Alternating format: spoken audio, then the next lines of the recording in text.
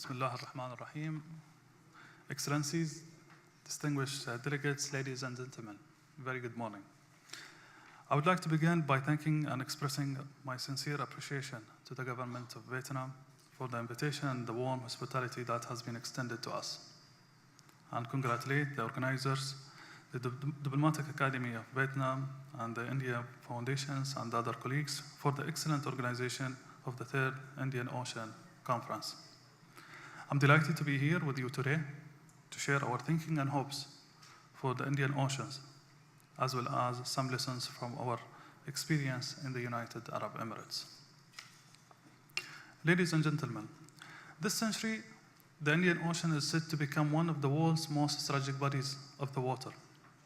All the countries represented in the room today share proximity to the Indian Ocean, which for centuries has played a critical role as a lifeline for many, from providing foods to trading goods to knowledge sharing and cultural development.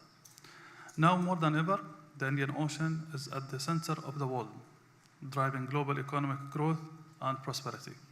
With our distance getting closer than ever and relations stronger, we must work hand in hand to ensure peace and security for our shared prosperity in the region.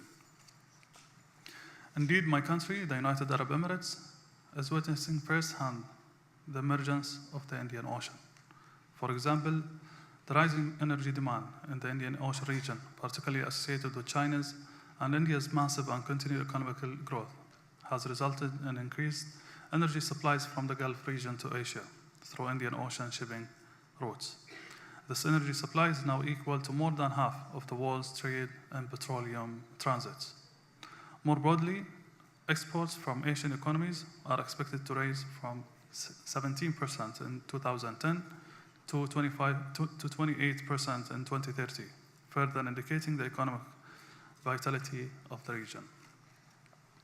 Ladies and gentlemen, with this context, the importance of collaboration and cooperation among countries in the Indian Ocean is clear to us in the UAE.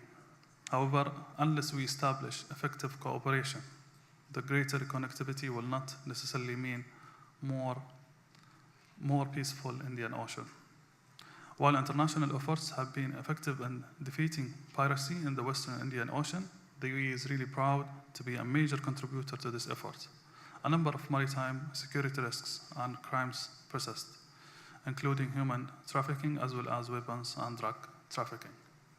Also, as a major concern is the spread of extremist ideologies, which we must address with care. And as you know, the UAE has developed as a free trade hub for Asia, Africa, and Europe, and as a gateway to the Middle East. As such, the Indian Ocean covers a vital role in my country's economic diversification and the transformations plan. It is therefore crucial that Indian Ocean remains a truly global ocean for free trade, navigations, and cooperation. Ladies and gentlemen, I also would like to highlight some of the important work that the UAE has been conducting to enhance the regional stability and cooperation. First is our commitment in addressing climate change and environmental sustainability. Today, we are consistently reminded of the negative impact of climate change, most notably the devastating hurricanes, floods, droughts, and heat waves that are increasingly affecting our lives and our economies. There is a serious concern that without early action, the consequences could be devastating.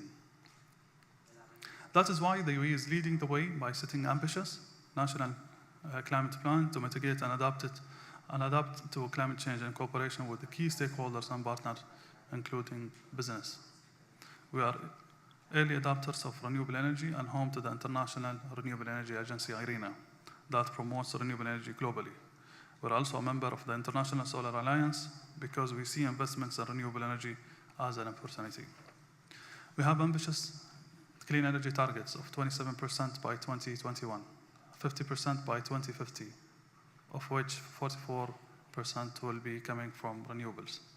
We believe that smart investments in renewables and sustainability will not only lead to a healthier planet, but it will also lead to more jobs, more industries, and more prosperity for our people. We're also supporting other developing countries, including countries in the Indian Ocean, with renewable energy deployments. with around $1 billion in grants and soft loans to over 30 countries in the last decade, because of the wide-ranging benefits they bring to all of us.